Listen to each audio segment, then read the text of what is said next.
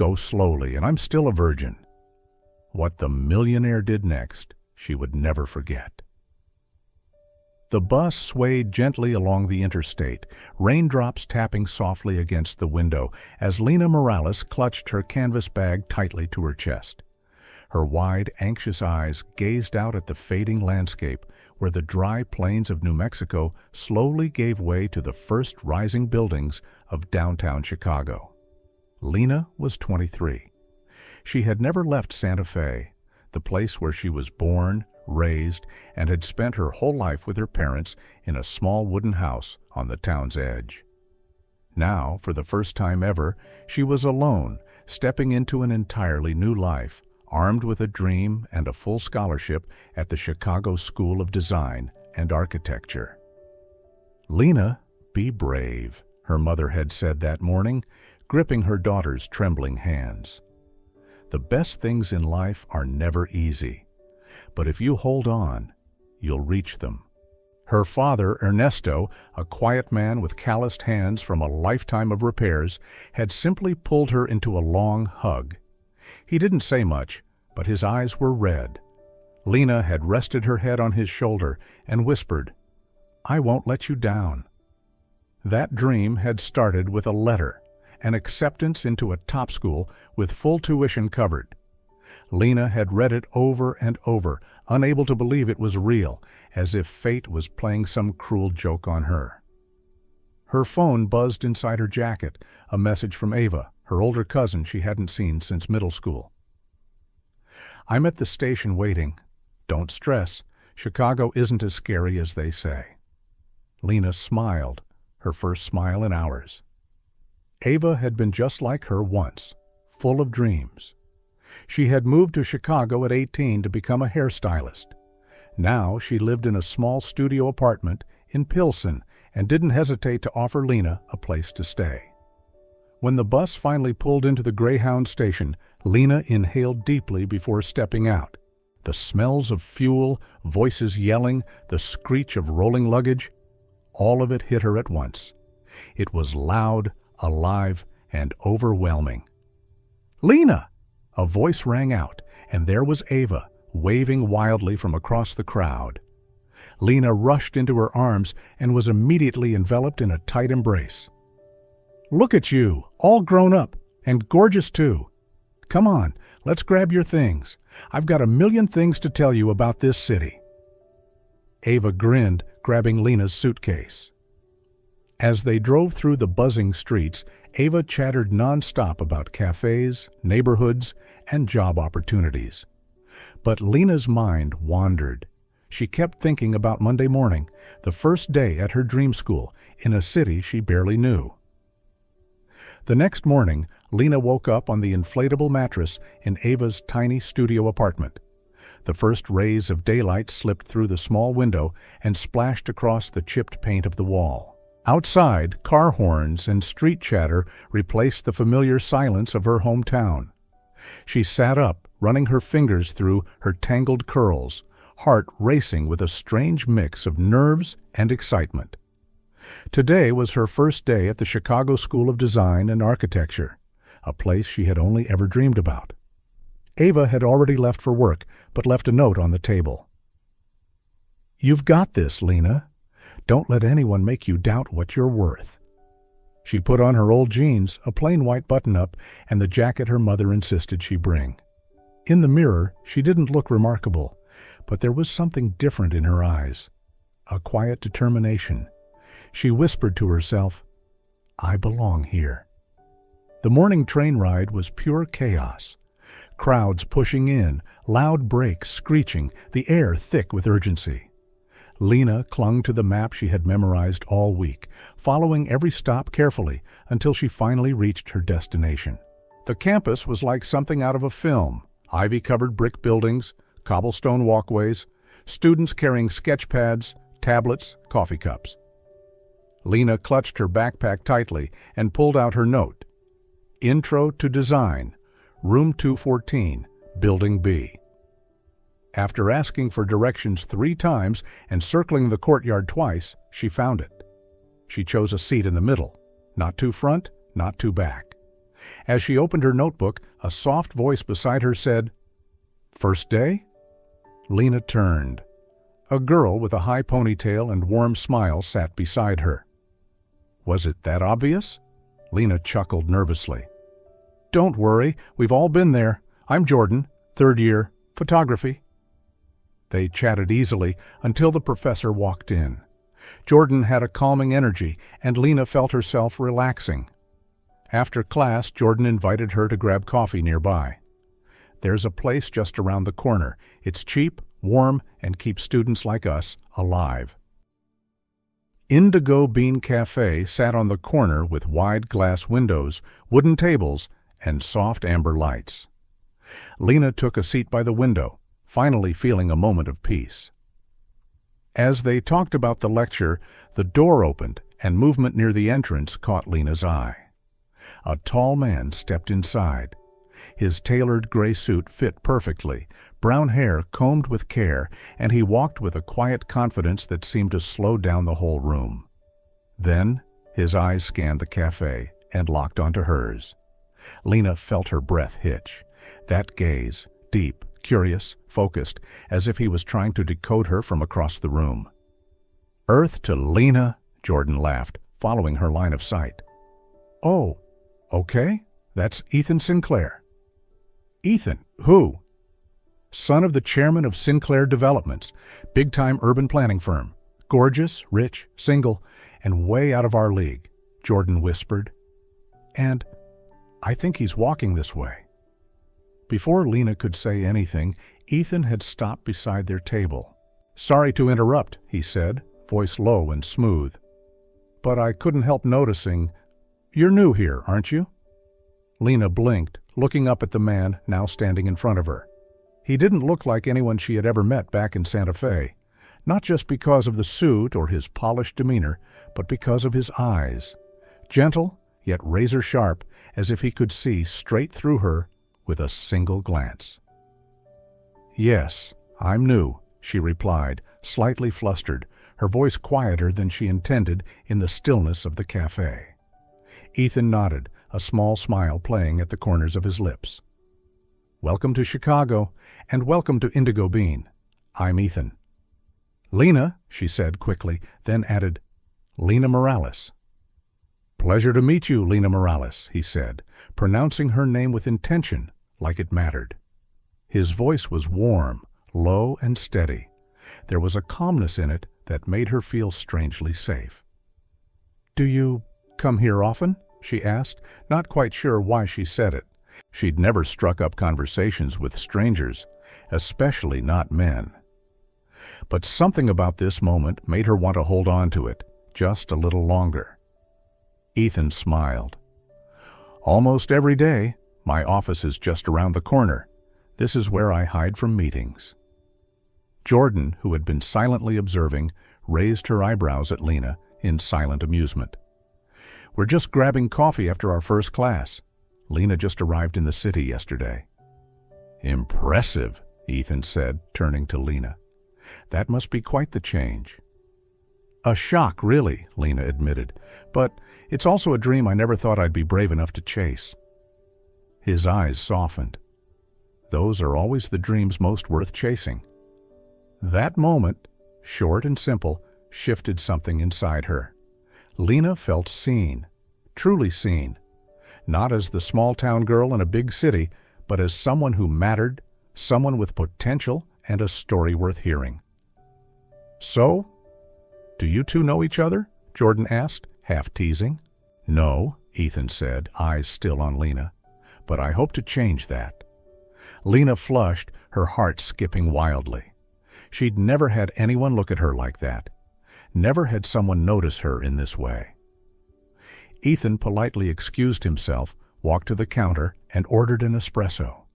He took a seat near the window with his back turned, but Lena felt his gaze returning now and then. "Did you see the way he looked at you?" Jordan whispered.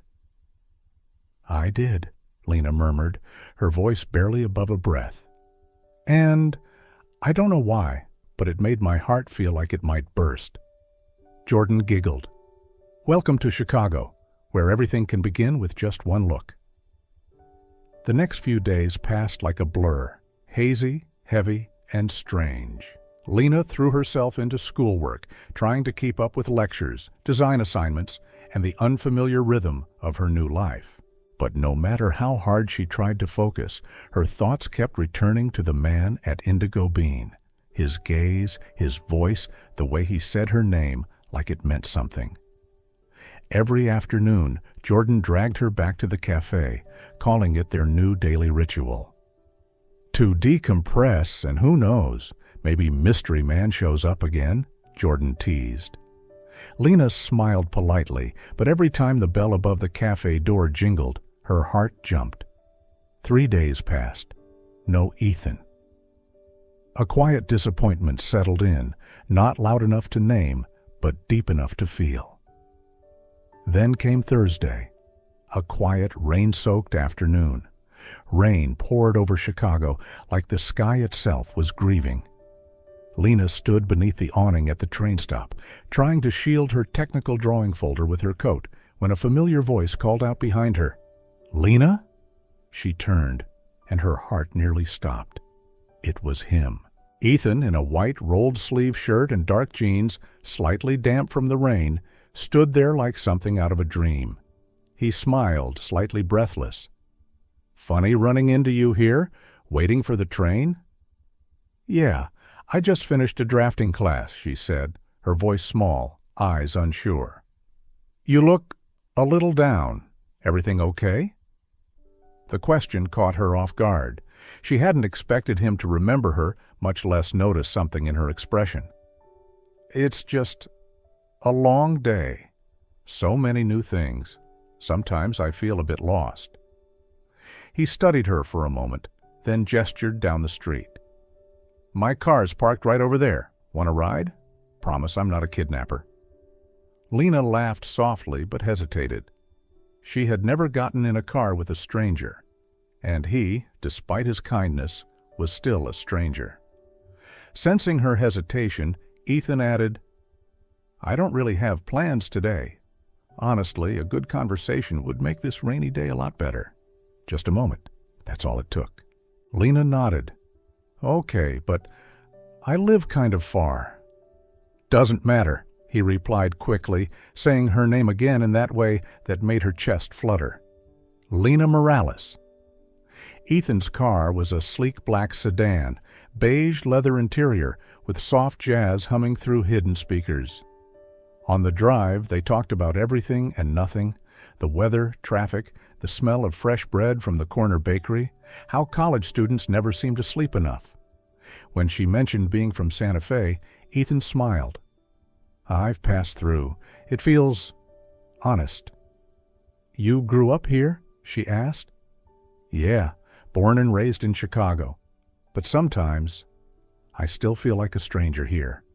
He looked out the window as he said it, voice low. "This city can be packed with people and still be incredibly lonely." Lena glanced at him.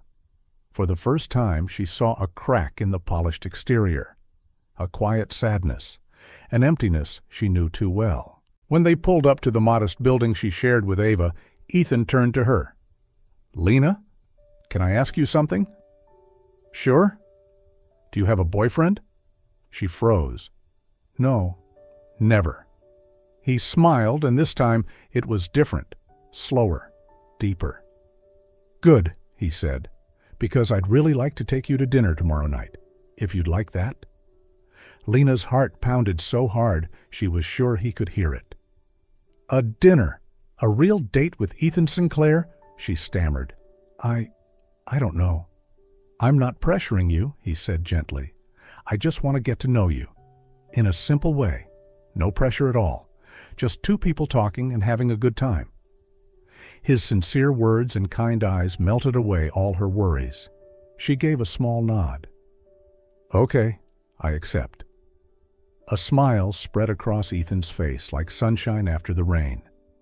"Perfect. I'll pick you up at 7. 7 sounds great." As she stepped out of the car, still floating, Ethan drove off, leaving Lena standing on the sidewalk, trying to process what had just happened. She, Lena Morales, a small-town college student who had never had a boyfriend, had just agreed to have dinner with one of the most attractive and powerful men she'd ever met. She dashed up the stairs, eager to tell Ava everything. The moment she stepped into the apartment, she shouted, "Ava! Oh my God! You won't believe this!" Ava, with a towel wrapped around her head, came out of the bathroom laughing. "What is it? You look like you've seen a ghost." "Worse. No, better," Lena nearly screamed, her face glowing and hands trembling. "He asked me out to dinner.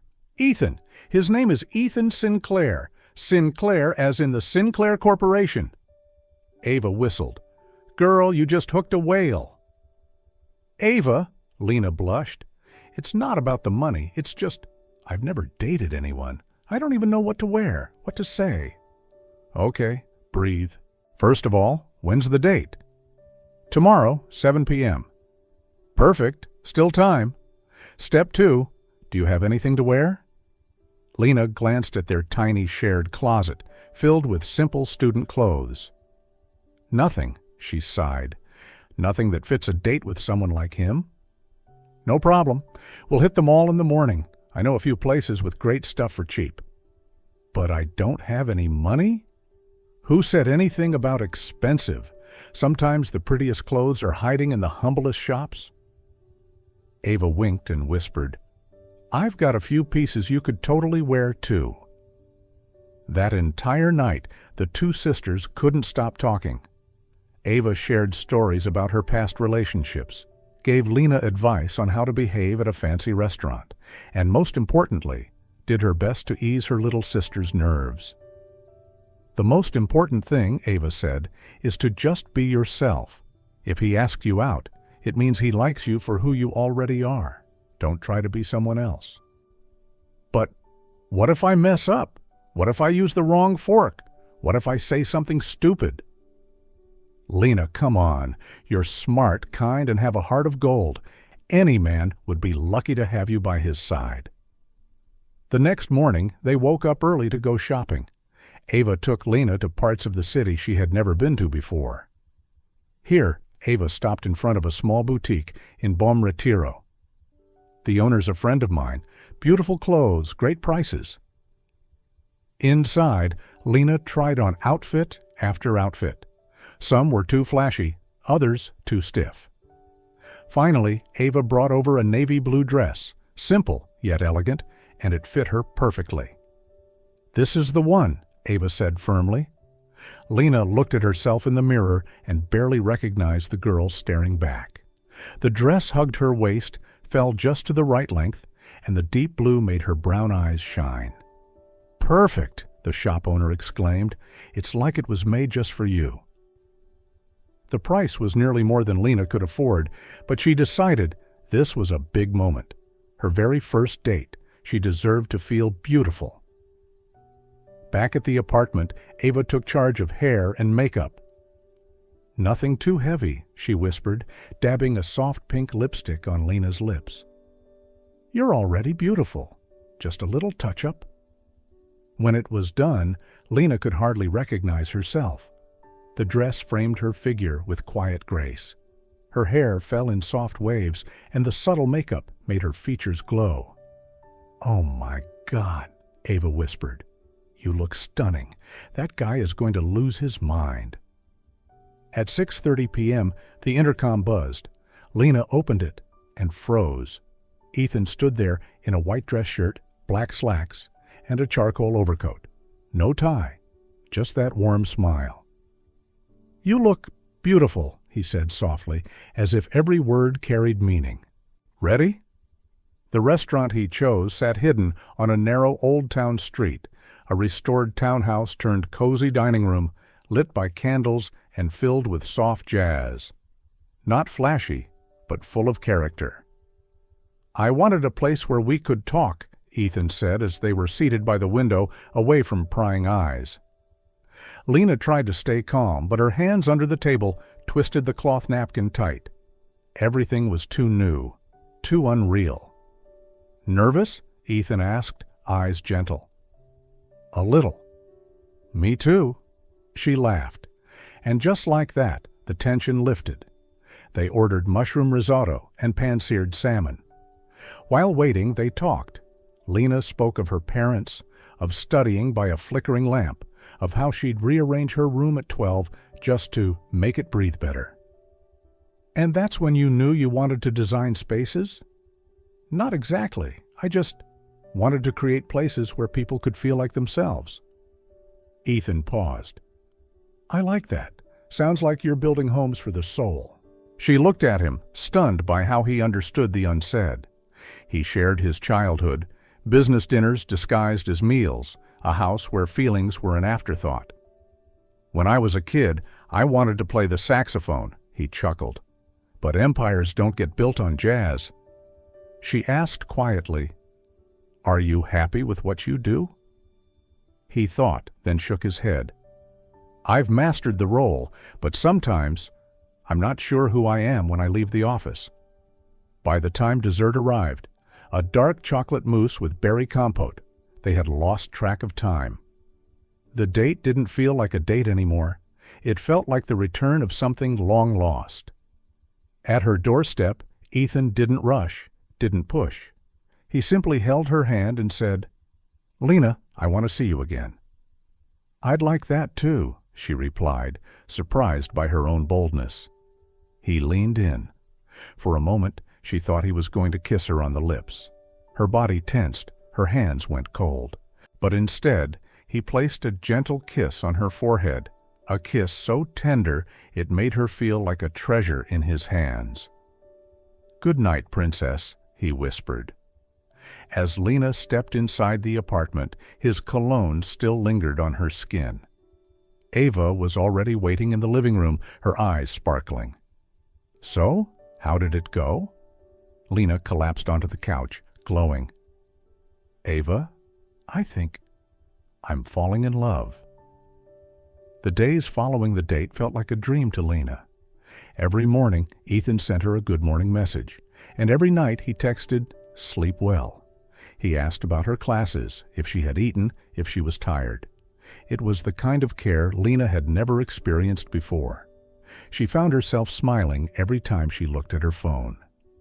On Wednesday, Ethan showed up at her school during lunch break. "What are you doing here?" Lena asked, trying to hide the smile tugging at her lips. "I thought maybe you were hungry," he said, holding up a takeout bag from an upscale sushi restaurant. "You brought sushi?" she asked in surprise. "A bit of a gamble, but I hoped you'd like it." They sat together on a stone bench under a tree in the school courtyard. Lena couldn't help but notice the curious stares from other students, especially the girls, some pointing, others whispering. She felt uneasy. "People are staring," she whispered, uncomfortable. "Let them," Ethan smiled, offering her a piece of sashimi with his chopsticks. "I'm proud to be sitting here with you." Camila appeared in the middle of their meal, clearly intrigued. "Hey, Lena, aren't you going to introduce your friend?" she asked playfully. "Camila, this is Ethan. Ethan, my best friend. Camila." "Nice to meet you." Ethan stood up and shook her hand politely. Camila glanced between them, grinning. "So you're the famous Ethan who's had my girl floating on cloud 9 lately." "Camila?" Lena blushed. Ethan laughed. "I hope it's a good kind of influence." "Definitely," Camila nodded. "She's been glowing since she met you." After Camila left, Ethan turned back to Lena, his smile still gentle. "Cloud 9, huh?" "She's exaggerating," Lena mumbled, eyes glued to the sushi box. "Lena," he said softly.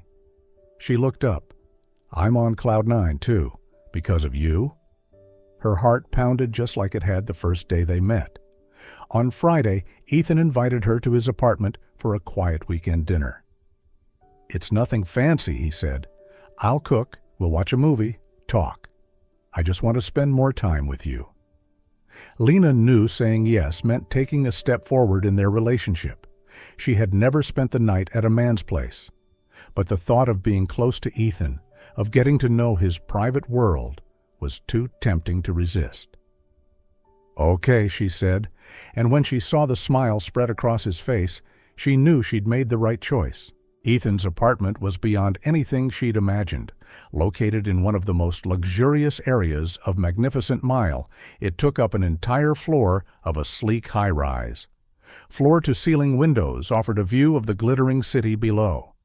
The interior was minimalist yet refined. Everything radiated taste and class. "It's beautiful," Lena whispered, spinning slowly in awe. "Thank you," he replied. "But it feels a little cold, doesn't it? Like it's missing something to make it home." "Maybe you just need the right person to turn it into one," she blurted, then instantly flushed, realizing what she'd said. Ethan stepped closer, stopping right in front of her. "Maybe I've already found her." The air around them thickened, tension building like something on the verge of breaking. Ethan reached out, brushing her cheek with his fingers, his thumb caressing her gently. "Can I kiss you?" he asked quietly. Lena couldn't speak. She simply nodded. He leaned down slowly, giving her time to pull away. But she didn't want to. She ached for that moment. His lips touched hers, soft, reverent. When she timidly kissed him back, it deepened, becoming more passionate. His hand slid into her hair, drawing her closer, and she felt herself melt. When they pulled apart, both were breathless. "God," Ethan whispered, resting his forehead against hers. "Do you even know what you do to me?" Lena stood dazed, her body still tingling from the unfamiliar sensation. I've never... "I know," he whispered, kissing her lips again gently. "And that only makes you more special." The dinner Ethan prepared was simple but delicious. Mushroom risotto paired with a light red wine. They ate on the balcony under the soft glow of warm lights and the glittering cityscape in the distance. They talked about everything, dreams, fears, and things no one had ever asked them before. "Tell me about your family," Lena said as they sipped their wine. Ethan grew quiet for a moment. "My father is a strict man. He built everything from the ground up and expects me to take over everything one day. My mother, she's gentle, but always lived in his shadow. Always quiet, always following." "Do you have any siblings?" "A younger sister, Fernanda. She's lucky to be the daughter. She didn't have to carry all the expectations. She married a doctor and lives her life the way she wants. Sometimes I envy her." "Why?" "Because she's free. She gets to choose her own path without feeling guilty." Lena heard the bitterness in his voice. "Have you ever thought about giving it all up? Living for yourself?" Ethan let out a soft laugh, but there was no humor in it. "And leave hundreds of employees jobless? Break a family legacy that spans generations? It's not that simple, Lena." "But you only get one life," she said gently. "If you're not happy, then what's the point of it all?" He looked at her, eyes deep and thoughtful. "Do you know what I admire most about you? The way you see things, so simply, so honestly.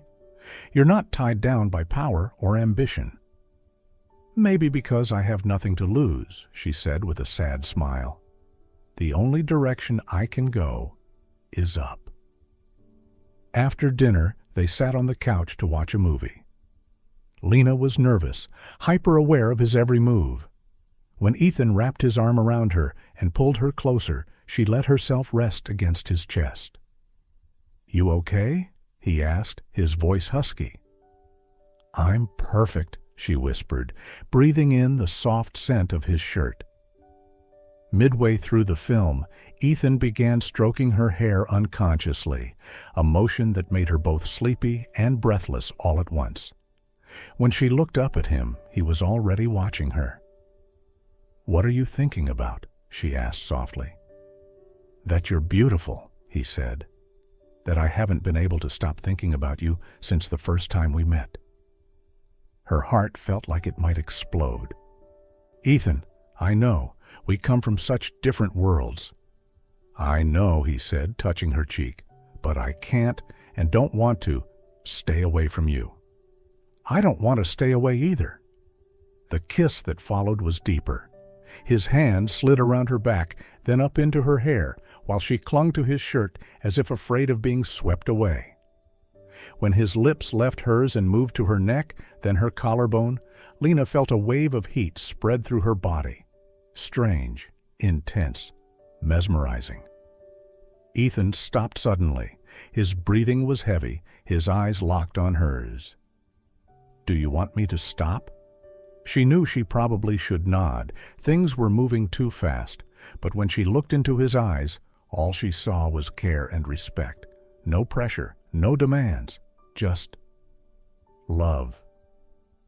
"No," she whispered, "but I've never—" "I know," he said, brushing a kiss on her lips. "And we won't do anything you're not ready for. I promise."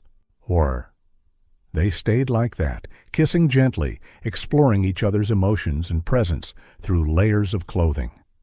Ethan was always soft, always asking if she was comfortable. The way he treated her made Lena feel more cherished than she ever had in her life. By the time they stopped, it was late. Lena lay on his chest, listening to the steady rhythm of his heartbeat beneath his shirt. "Lena," he murmured. "Yes? Can I ask you something?" "Of course." "Have you never been with anyone before?" She was silent for a moment, then nodded. "That's right, I haven't." Ethan paused, then gave a soft smile. "That doesn't bother me at all." "Really?" she asked quietly, uncertain. "Really." He gently squeezed her hand. "If anything, it makes me love you more." She looked up at him. "Love?" He hesitated, but then nodded, sure and calm. "Yes, I love you, Lena Morales. I know it's fast, it's crazy, but I love you." Tears welled up in her eyes. "I love you too, so much. It hurts." They held each other through the night, whispering dreams, promises, and plans for the future. Both of them knew something had changed forever. What began as a simple attraction had grown into something much deeper and more powerful. But neither of them realized that the real challenges were still ahead. Because love sometimes is not enough to bridge the gap between two very different worlds. The following weeks were the happiest of Lena's life. She and Ethan saw each other almost every day. Sometimes it was a quick lunch between her classes, sometimes romantic dinners, or simply sitting together in silence in his apartment. Their relationship evolved naturally. Ethan always respected her pace, never pressuring, never pushing beyond what she was ready to give.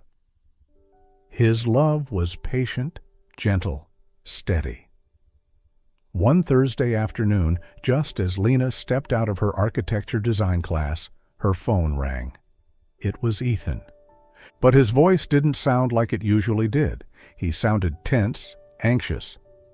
"Lena, I need to talk to you. It's important." Lena agreed.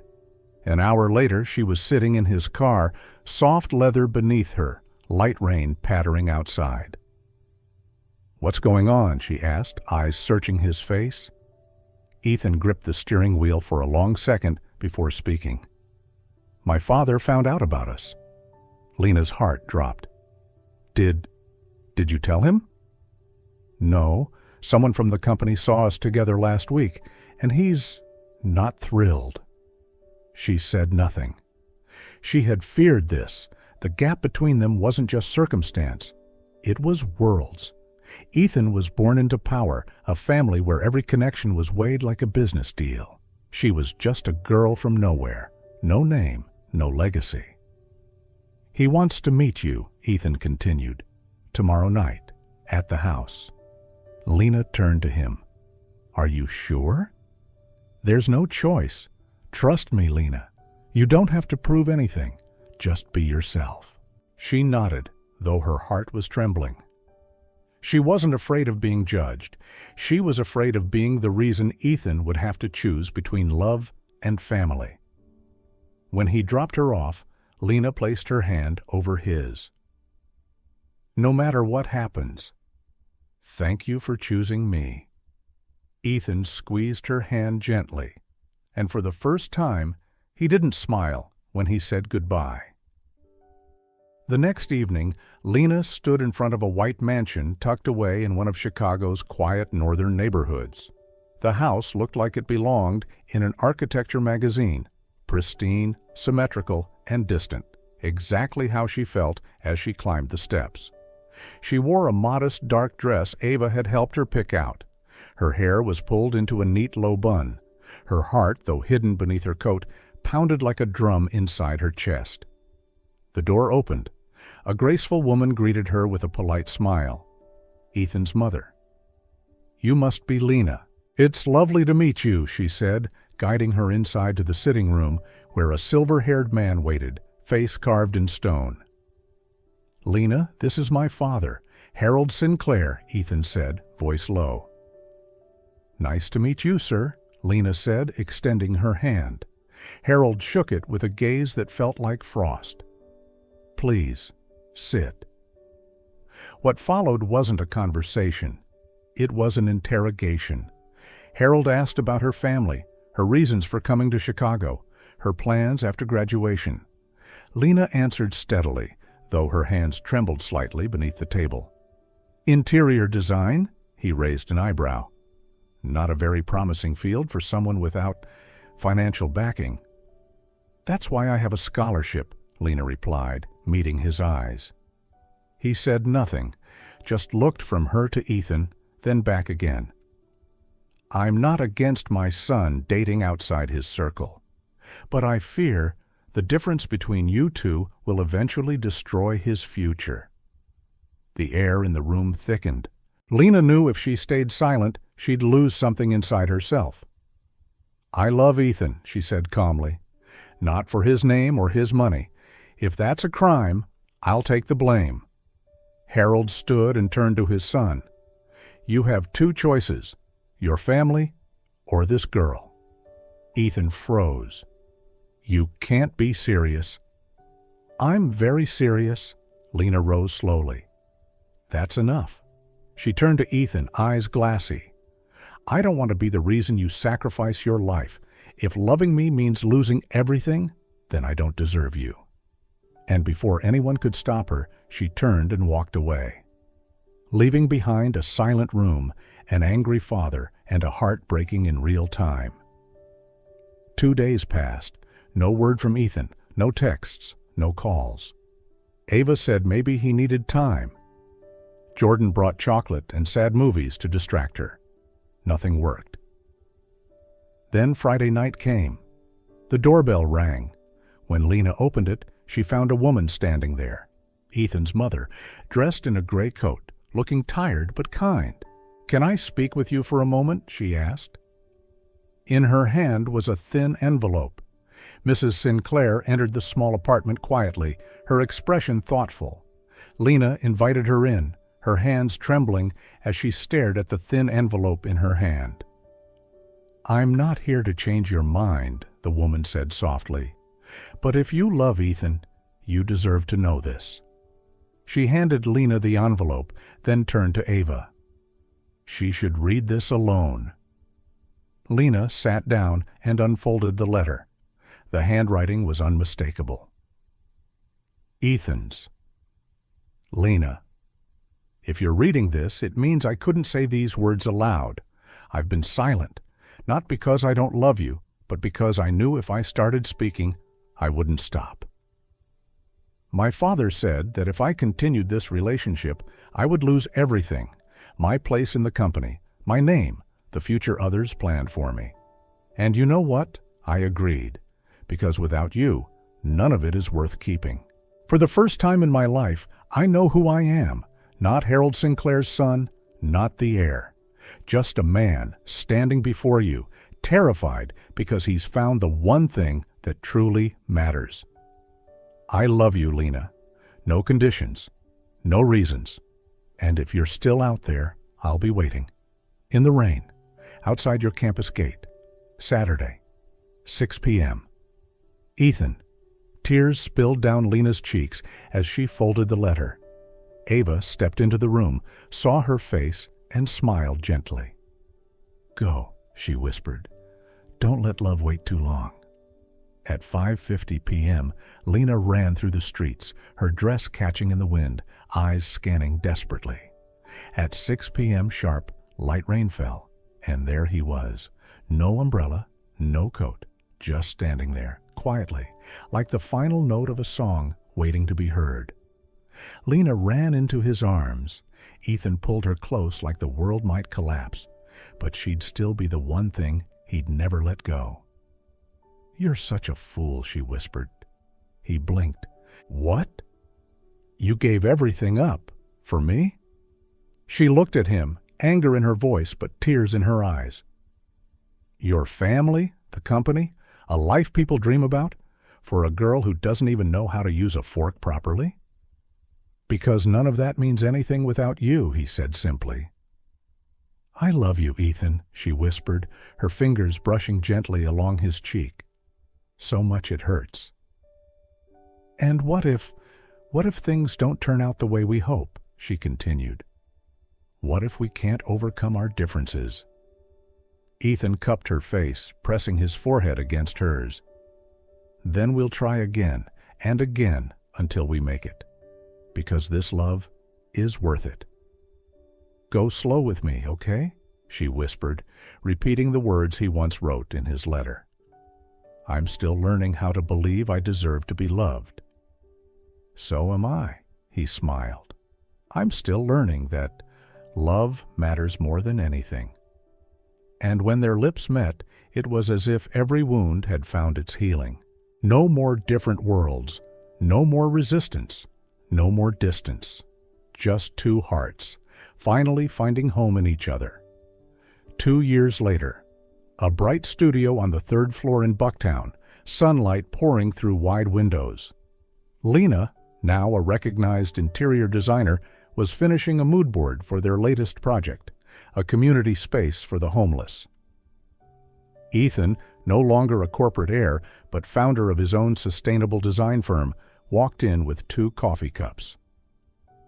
"No sugar in this one," he said. "I know you like the bitterness after a long day." Lena smiled, taking the cup. They sat side by side, eyes scanning the plans. Their dream was no longer a dream. It was real. And love, after all its battles, was still there. Whole, bright. That night, as the soft lights of Chicago dimmed beyond the window, Lena leaned her head on Ethan's shoulder. "I'm ready," she whispered. "For what?" he asked. "For anything," she smiled, "as long as it's with you."